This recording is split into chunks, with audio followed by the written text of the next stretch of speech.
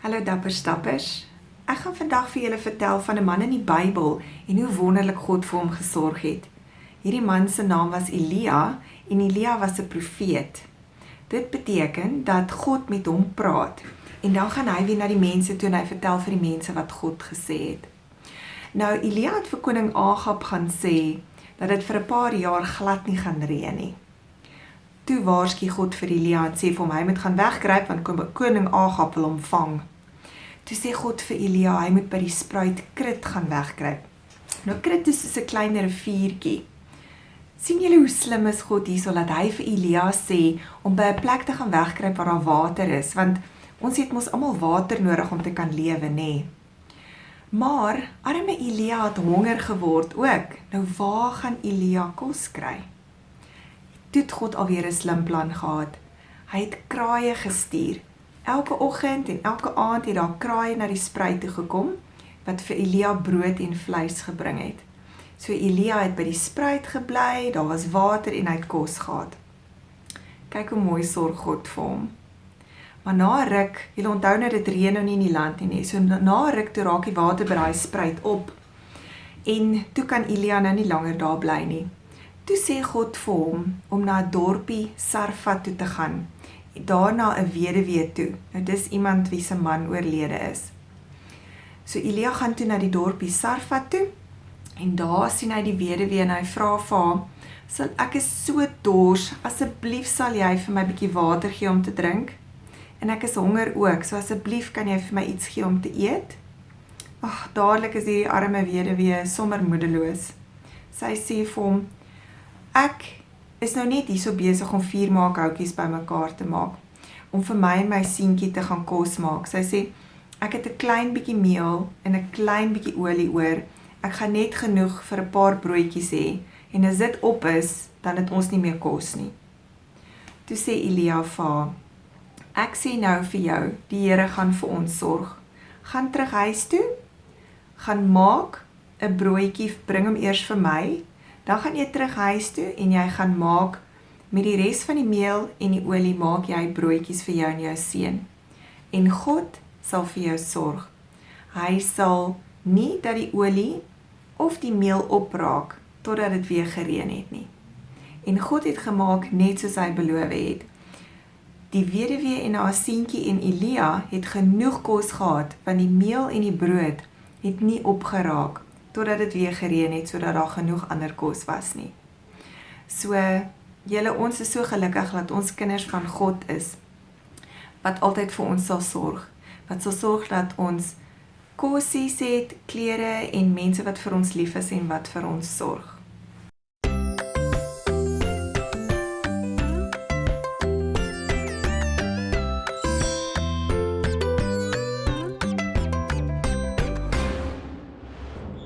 Goeiemôre liewe maatjies. Baie welkom by vandag se sonnaskoolklassie. Dis 'n bietjie anders want ons kan mekaar nou nie sien nie en dis vir my baie erg. Maar dankie tog vir tegnologie wat ons darm het om ons te help om nog steeds ons lessies vir mekaar te kan aanbied en te leer van God, nê, wat baie belangrik is. Ek hoop julle is lekker warm aangetrek en dat julle dalk 'n koppie Milo of 'n lekker hot chocolate het wat julle kan aan drink terwyl ons deur ons lessie gaan om ons lekker warm te hou. Nou goed, vandag se lessie wat ons gaan doen is die man met die naam Joshua. Ek weet nie hoe baie van julle het al sy naam gehoor nie, maar as ons gou net 'n bietjie terugkyk, dan kyk ons na die boek Moses. As julle onthou wie Moses is, Moses was 'n man van God en hy het die Israeliete uit Egipte uitgelei deur God se hulp. En onder Moses was die man ook deel van die volk met die naam Joshua. En toe Moses baie oud geword het, hulle sê hy was al 120. Weet julle hoe oud is dit, nê? So, toe Moses 120 jaar al was, toe het God vir hom gesê, ek wil hê jy moet vir Joshua help en hom leer om my volk te lei in die land wat ek julle beloof het. En dit was die land van Kanaan, en daar was 'n stad met die naam Jerigo. En die Here het gesê, Moses is te oud, so hy gaan vir Josua liewer instuur met die volk om die land oor te neem. En so moes Moses met Josua praat en hom voorberei en hom help om hierdie groot taak te kan doen. So Josua het toe gegaan en hy het met die volk gepraat en hulle het begin trek al nader aan die land van Jerigo. Kanaan, die land van Jerigo. En daarso het hulle deur water moes trek en toe het Josua vir 12 manne uit die 12 verskillende stamme wat saam met hulle getrek het gesê om in hierdie rivier elkeen 'n klip op te tel. En die aand toe hulle gaan slaap, het Josua 'n altaar gebou met die 12 klippe en dit was 'n teken dat God by hulle was. Die volgende dag, toe hulle wakker word, het hulle verder gestap en al nader aan die stad van Jerigo gekom. En toe hulle naby die stad kom, het Josua 'n man gesien met 'n groot swaard na hom toe aanstap. En hy het toe nader gestap en met die man gaan praat en vir hom gevra, "Wat wil jy hê by ons? Is jy vir ons of is jy dalk teen ons?" En die man het gesê, "Ek is vir julle." En dit was die teken wat Josua voor gewag het, dat God by hulle is en dat hulle op die regte pad is. En toe het God vir Josua gesê, "Daar's nou iets wat jy vir my moet doen. Jy moet jou volk vat en vir 6 dae moet julle om die stad van Jerigo stap. Vir 6 dae, 1 keer 'n dag, moet julle dit doen en julle moet stil wees. Julle mag nie 'n geluid maak nie." En Josua is gelowig en gehoorsaam aan God en hy het dit toe gedoen saam met sy volk. Vir 6 dae het hulle 1 keer elke dag om die stad geloop. En toe die 7de dag kom, toe sê God vir hom, "Vandag gaan julle 7 keer om die stad stap. En wanneer julle 7 keer om die stad gestap het, gaan die priesters die ramshorings blaas." Weet julle wat 'n ramshoring? Dit is so 'n lang pyp, en as jy so deur hom blaas, dan maak hy 'n vreeslike geluid. En dan, as die ramshorings geblaas het, dan moet julle almal verskriklik hard skree. So hard, laat almal julle kan hoor. En Josua het toe gesê, "Dis reg God, ons is gehoorsaam, ons sal dit doen." En hulle het toe op die 7de dag 7 keer om die stad geloop. Die ramshorings het vreeslik geblaas en die hele volk het so hard as wat hulle kan geskree. En maatjies, weet julle wat het toe gebeur? Toe val die mure van Jerigo plat. Die hele stad se mure het plat geval en God het vir hulle gesê, "Nou kan julle maar ingaan. Dit is julle stad wat ek vir julle voorberei het om in te bly." Nou maatjies, partymal voel ons wil nie altyd luister vir mamma of pappa wanneer ons dalk stout was of ietsie wil hê wat ons graag wil hê nie. So wat hierdie lesie vir ons leer, is dat ons gehoorsaam moet wees aan God, wat ons alles moet wees, en ook aan mamma en pappa by die huis, want deur God werk mamma en pappa om ons te leer van die lewe en om ons dinge te vertel wat belangrik is, nie net vir nou nie, maar ook vir ons toekoms. So God wil hê dat ons gehoorsaam moet wees, want weet julle, partymal voel dit of ons dalk alleen is, of ons nie lus is vir enige iets nie, maar God is nog altyd daar. En hy luister as ons praat, en daarom moet ons baie bid, en vir hom vra wat ons wil hê, want hy sal vir ons gee as ons gehoorsaam is. Okay maatjies, so ek wil hê dat julle saam met mamma en pappa julle Bybel sal vat as hierdie lesie verby is, en dan wil julle gaan kyk waar is die boek Josua in die Bybel. As ons begin by Genesis, is dit Exodus, Levitikus, Numeri, Deuteronomium en dan is dit die boek Josua. So dis die 6ste boek in die Bybel en dan wil ek hê julle moet saam die hoofstuk 6 gaan lees. En dit gaan julle ook die storie vertel van Josua, wie Josua was. En as julle dit klaar gelees het maatjies, dan wil ek graag hê moet julle 3 vragies vir my beantwoord saam met mamma en pappa. Die eerste vragie wat ek vir julle wil vra is, wat was die naam van Moses se opvolger? Ek hoop julle het mooi geluister. Die tweede vraag wat ek vir julle wil vra is, wat is die stad wat God vir hulle beloof het, se naam wat hulle sou oorneem? En dan die derde vraagie wat ek vir julle het is, wat moes hulle op die 7de dag doen? Die 7de dag wat hulle gehad het, wat God vir hulle gesê het, wat hulle moet doen. Wat was dit gewees? Kan julle onthou en wat het gebeur?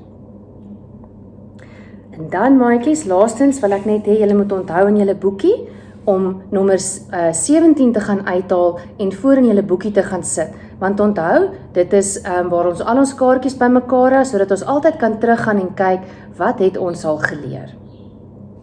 Maatjies, ek hoop julle sal 'n baie lekker dag hê. Baie dankie dat julle geluister het. Dankie dat ek weet julle gehoorsaam gaan wees aan mamma en pappa en ook aan God. En dat as daar enige iets is wat julle oor wil praat, dat julle weet, julle moet net gehoorsaam wees. God sal luister. Kom ons maak gaan ons oogies toe, dan bid ons saam. Here Jesus, ons smeek U vandag om ons te help, om te leer wat dit is om gehoorsaam te wees. Om altyd terug te kom na U toe en te weet, U is daar, al voel ons partymal bitter alleen. En dat ons ook weet ons 'n mamma en pappa het wat vir ons baie lief is, en dat ons ook aan hulle gehoorsaam sal wees, en dat ons sal leer wat dit is.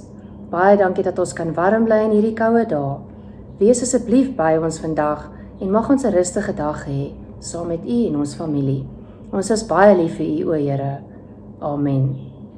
Lekker dag maatjies, en ek hoop om julle gou weer te sien. Totsiens!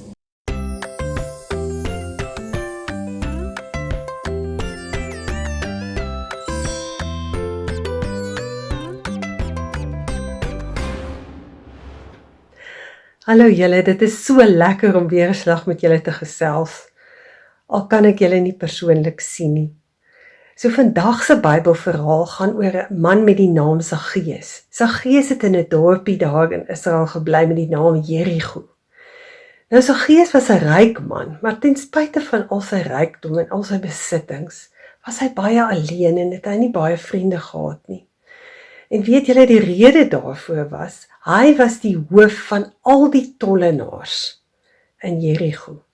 En 'n tollenaar was iemand wat belastinggeld by die mense ingevorder het, by al die Jode ingevorder het. So die Jode het niks van hulle gehou nie, want gewoonlik, ek dink meeste van die tyd altyd, het hulle meer geld by die mense gevat as wat nodig was.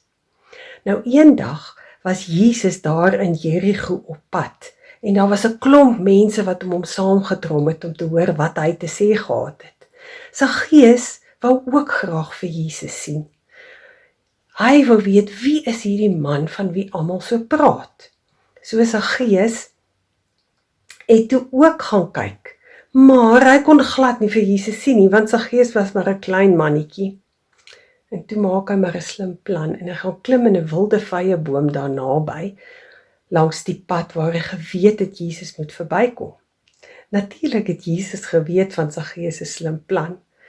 En toe Jesus by die boom kom, het hy gaan staan en hy het opgekyk en gesê, kom af Saggeus, ek wil by jou kom kuier. Saggeus was baie opgewonde en hy het baie vinnig uit die boom geklim. U is baie welkom in my huis, Jesus, het hy gesê, want dit was 'n groot eer as iemand so belangrik, soos byvoorbeeld Jesus, by jou huis kom eet en oorslaap het. Die mense van Jerigo was egter glad nie ingenome met Jesus se keuse nie. Hulle kon glad nie verstaan hoekom Jesus 'n man soos Saggeus kies om by te gaan bly nie. 'n Skelm en 'n sondige man. Maar weet julle, Saggeus se lewe het daardie dag heeltemal handomkeer verander. Hy het vir Jesus gesê, ek gaan die helfte van al my goed vir die arme mense gee. En as ek iemand verkil het, gaan ek vir hulle 4 keer meer teruggee as wat ek by hulle gevat het. En Jesus het geglimlag en hy het vir Saggeus gesê, vandag het jy God se vriend geword. Ja julle, Jesus het gekom om mense te red. Jesus het nie net vir Saggeus en sy hele huis gered nie, maar hy het ook gekom om ons te kom red, elkeen van ons, van sonde en van verkeerde dinge wat ons elke dag doen. So ek wil vir julle aanmoedig, maats, as daar ooit 'n keer kom wat jy voel nie lekker voel nie, omdat jy dalk iets verkeerd gedoen het, omdat jy dalk iets leliks gesê het van iemand of vir iemand, of iets gedoen het aan iemand wat jy weet verkeerd was. Moenie huiwer om na Jesus toe te gaan en vir hom te vra om jou te vergewe nie, want Jesus sal dit enige tyd doen, net so vinnig soos wat hy vir Saggeus gesê het, vandag het jy my vriend geword, net so vinnig sal hy wees om jou en vir my te vergewe. So moenie dit vergeet nie. Dan wil ek vandag afsluit met 'n liedjie van Saggeus, miskien kan julle dit saam sing. Ek hoop julle geniet dit.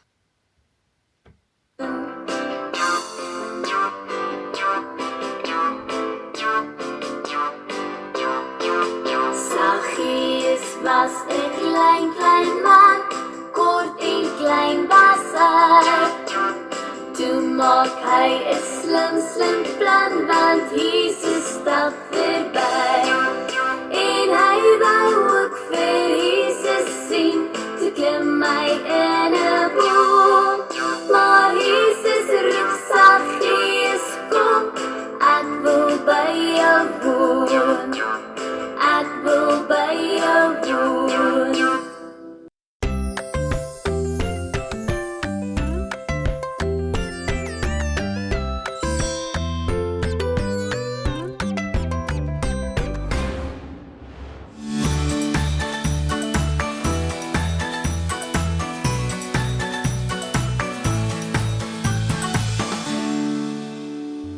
Hallo maats, ek hoop dit gaan baie goed met julle. Ek hoop julle almal bly lekker warm en snoesig. En ek hoop almal is gesond by die huis. En ons kan nie wag om julle weer by die kerk te sien nie, ons mis julle gesiggies. Ek gaan vandag lesie 17 met julle doen. En dit gaan oor die oproer in Thessalonika.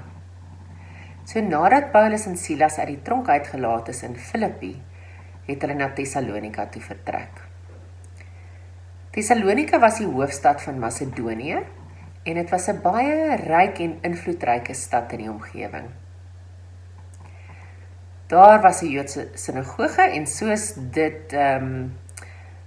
dit Paulus se gewoonte was, het hy heel eers na die sinagoge toe gegaan toe hy in Thessalonika aankom. Soos ons al geleer het, as daar 10 Joodse manne of meer was, dan kon hulle 'n sinagoge stig.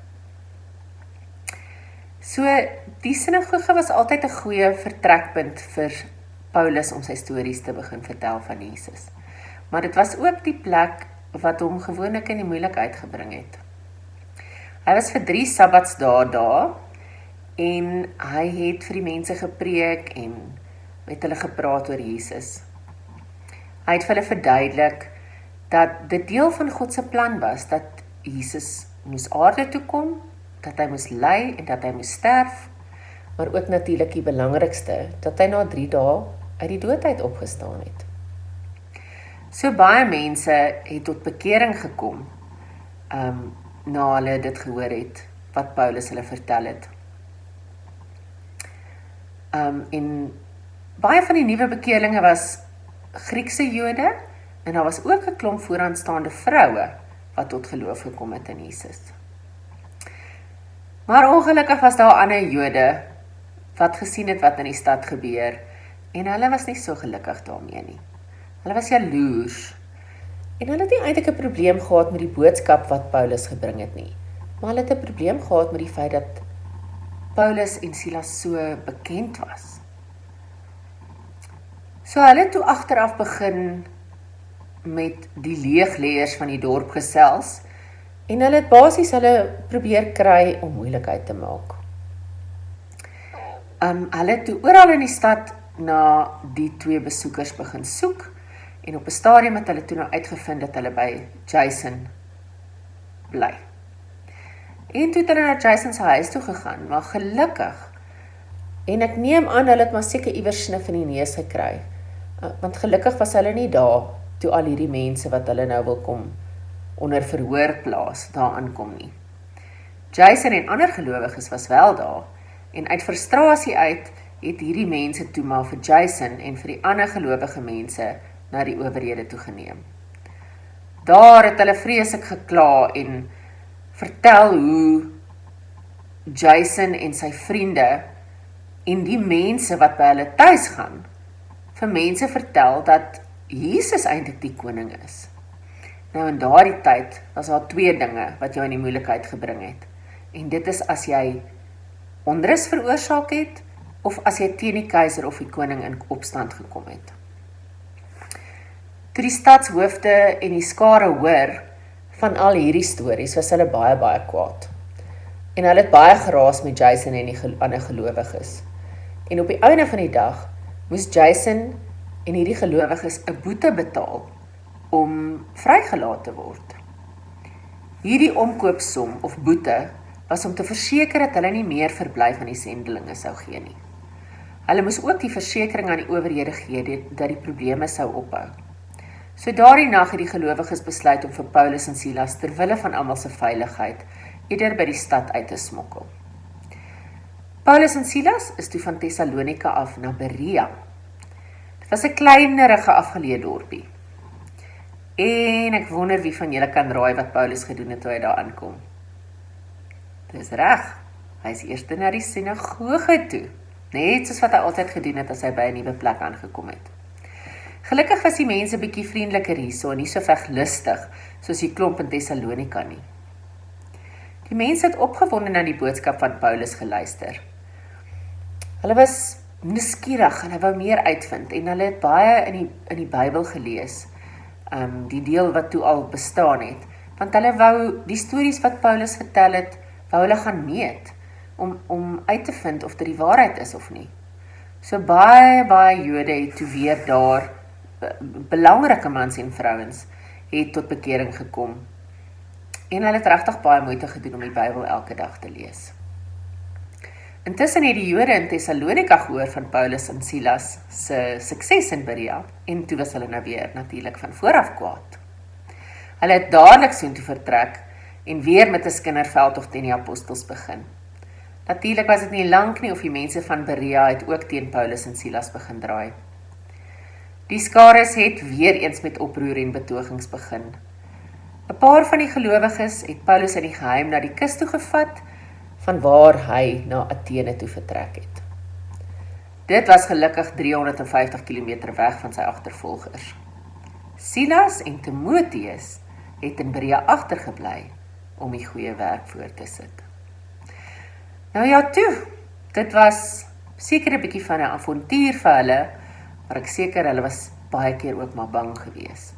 Maar hulle het aanhou om die goeie werk te doen en om die goeie nuus te verkondig van Jesus wat gesterf het en weer opgestaan het. Okay maats, ek hoop julle het 'n baie lekker Sondag verder. Bly warm. Sien julle gou.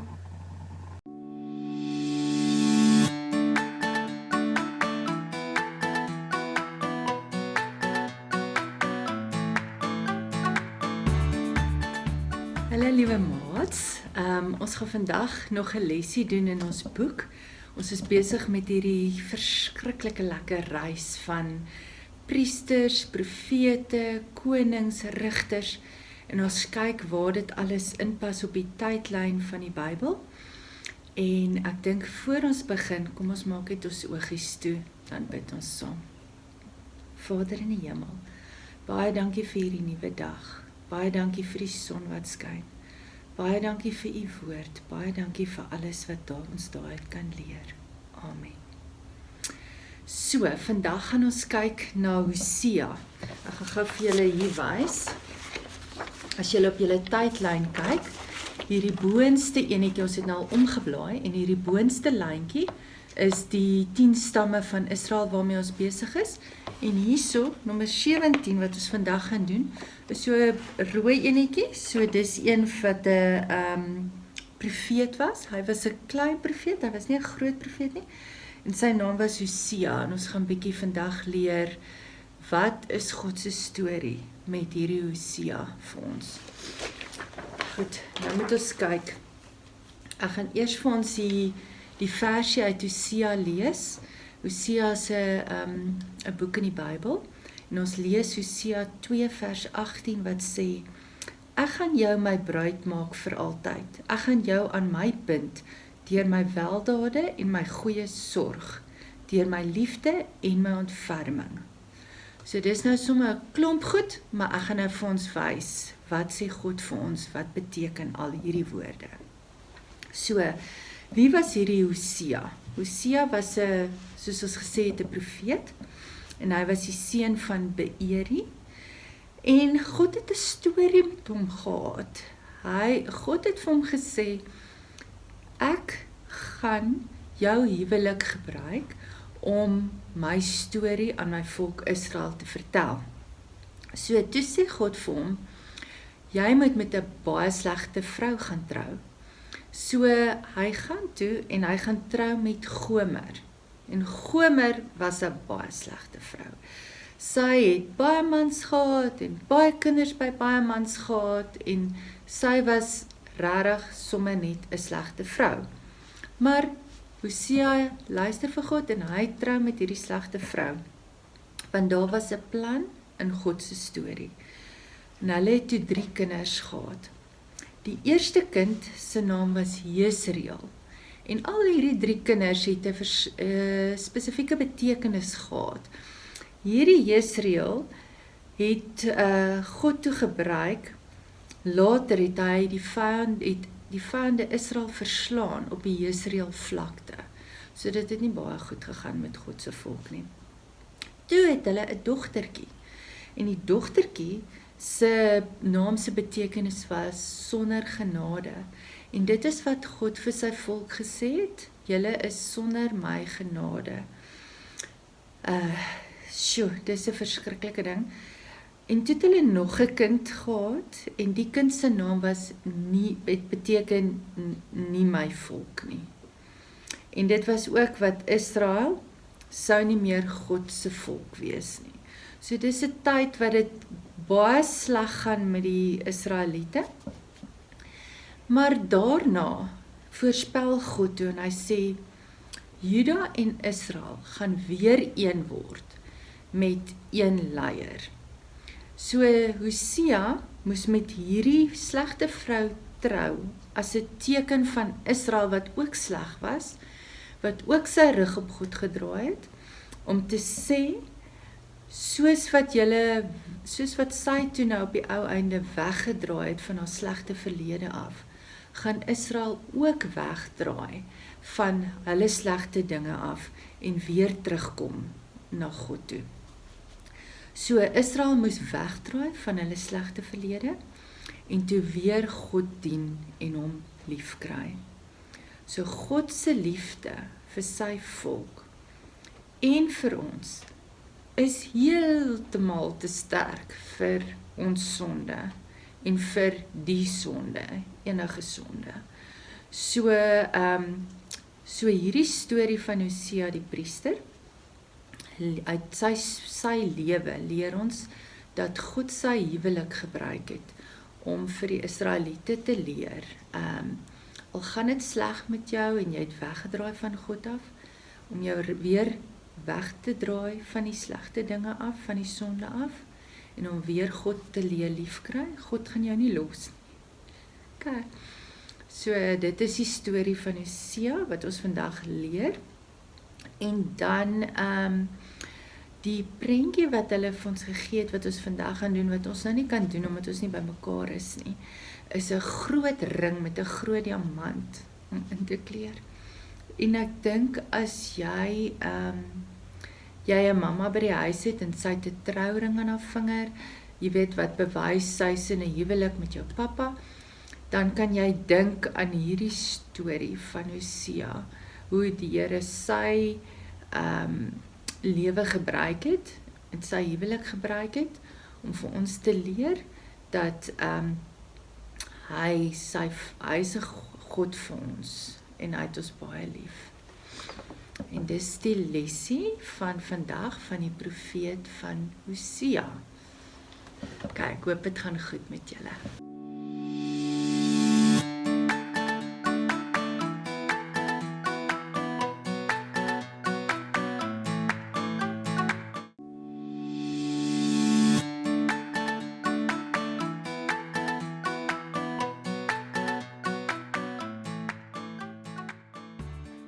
Hallo julle, dit is baie lekker om weer met julle te kan gesels, al is dit nou so oor 'n video en nie in persoon nie. Ons gaan vandag in julle oorlosboekies les 17 kyk. Kry ons sommer nou al bymekaar. Dit gaan oor Timoteus. Nou, ons moet natuurlik ons Bybel bymekaar kry. So, waar in die Bybel is Timoteus? As jy kan sien, my Bybel is al bietjie oud, maar jy kan sien dit is redelik ver agter in die Bybel, né? Dit is een van die boeke aan die einde van die Nuwe Testament. Nou die versie wat ons vandag gaan saam lees is 1 Timoteus 4 vers 12. Ek vra dat julle sommer gou oopmaak na julle eie Bybels en dan kan ons saam daardeur lees. Ek gee vir julle almal tyd om te kyk dat dit reg gebeur. Is julle reg? Goed. 1 Timoteus 4 vers 12. Luister baie mooi want dit is vir julle. Niemand mag op jou neersien omdat jy jonk is nie, maar wees jy vir die gelowiges 'n voorbeeld in woord en gedrag, in liefde, geloof en reinheid. Mooi, né? Niemand mag vir jou neersien omdat jy jonk is nie. Ok, nou wat baie interessant is, die vorige briewe wat ons gedoen het was briewe aan gemeentes. Hierdie brief is 'n brief aan 'n persoon, 'n baie spesifieke persoon vir wie Paulus dit geskryf het. Hy skryf dit aan Timoteus, wat 'n vriend van hom is. Meer as 'n vriend, maar ons gaan nou 'n bietjie meer daar praat. Kom ons gesels hier oor Paulus. Wie is Paulus? Nou, Paulus is een van die mense wat ons in die Bybel die meeste van weet. Van al die apostels en al die disippels, daar is omtrent 'n derde van die Nuwe Testament wat of oor hom gaan, of vir hom geskryf is, of wat hy geskryf het. Nou onthou, Paulus was Saulus gewees. Hy was 'n fariseer, dit beteken, hy was iemand wat die Bybel baie goed geken het, die Ou Testament, maar hy het geglo die Christendom, hierdie Christene wat nou skielik aan die gang kom, dis regtig van die bose, en hy het sy bes gedoen om hulle te vervolg. So Saulus het vir God ontmoet op 'n baie interessante, dramatiese manier. Laat julle ouers weer vir julle die storie vertel as julle vergeet het. So Paulus is iemand wat die Ou Testament en die woord baie goed geken het. Nou ons dink Paulus is gebore in Turkye. Kom ek wys gou vir julle. In julle oorlosboekies is daar 'n kaart en voorin, julle kan gaan volg, maar ek het nou hier die groot kaartboek uitgehaal. Ek hoop julle kan mooi sien en hom so 'n bietjie nader bring. Ja, julle kan ook so 'n bietjie gaan kyk by julle huise as julle 'n kaart kan kry. Google Maps. Nou julle kan sien hierso die ou Turkye. Dis waar ons dink waar Paulus gebore is en hy het toe hy groot geword het of eers het sy ouers geskuif na Galilea toe en hy het hieronder, sien julle daar, het hy in die Universiteit van Jerusalem het hy gaan studeer en hy het gestudeer by 'n rabbi soos wat ons dit nou sal ken, 'n dominee te word. So hy het die Ou Testament baie goed geken. Hy het, ons dink, die eerste 5 boeke van die Ou Testament uit sy kop uit geken. Nou wie van julle kan sê dat julle so iets kan doen, dat jy kan daai eerste 5 boeke van die Bybel of enige van die Bybelboeke uit jou kop uit kan ken. So onthou, hy was 'n baie 'n geleerde man, hy het presies geweet wat aangaan. Nou, hulle sê ook dat Paulus was nou nie noodwendig die mooiste man gewees nie. Daar was beskrywings dat hy dik woeste wenkbroue, hy het nie hare gehad nie, krom, kort, ou oomietjie. So hy klink vir my of hy dalk bietjie kon kwaai gewees het.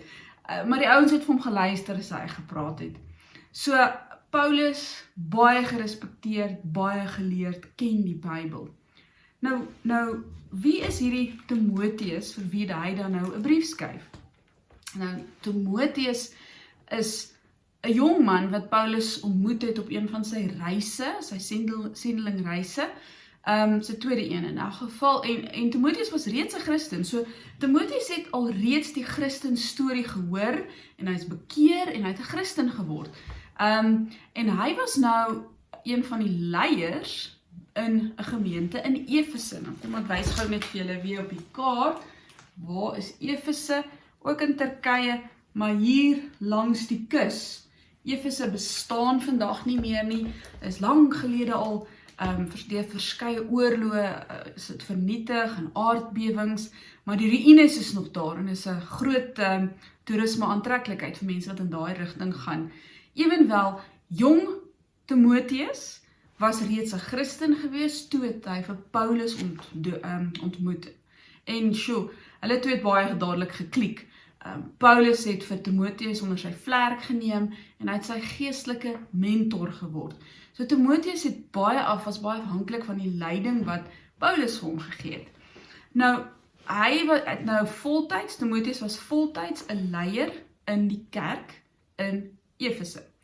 So Paulus het toe nou vir hom 'n brief geskryf om vir hom te help en om vir hom raad te gee.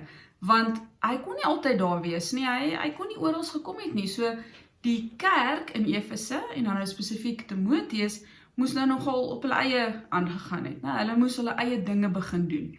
So Paulus het toe nou vir hom 'n brief geskryf. Nou goed, kom ons lees gou wat sê Paulus vir ons oor hierdie brief. Kyk bietjie in julle oordeelsboekies, julle sal sien daar begin hy, dis die e-pos wat hy vir ons gestuur het. Hy sê, my liewe vriende, het een van julle 'n vriend vir wie hy regtig baie omgee? Ek wil graag die volgende met julle deel. Timoteus het vir my soos my eie seun gevoel en ek was so dankbaar vir sy harde werk in Efese. Ek was op reis en bang dat ek hom nie gou weer sou sien nie. Ek het probeer om vir Timoteus baie praktiese raad in hierdie brief te gee. Ek het geweet hy was maar onseker oor homself omdat hy so 'n jong leier was in die gemeente.